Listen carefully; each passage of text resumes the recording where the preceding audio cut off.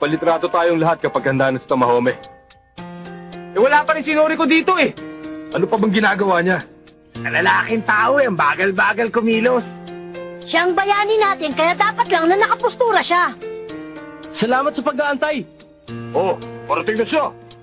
Paglabas na, pagtawanan natin para mapahiya. Ang sikip naman.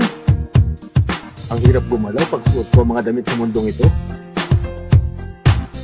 Sabihin mo nga, Kenny, maayos ba ang itsura ko? Walang duda. Muntik na nga kitang hindi makilala eh. Oo nga, Tamahome, bagay na bagay sa'yo. Tama. Sa pagkakataong ito, aaminin ko na mas makisig kang tingnan kaysa sa akin ngayon.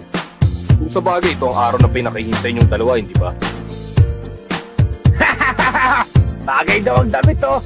Ang hindi mo alam, nagmumukha kang mamo sa puti ng suot mo. Hindi mo na dapat sinabi yun eh.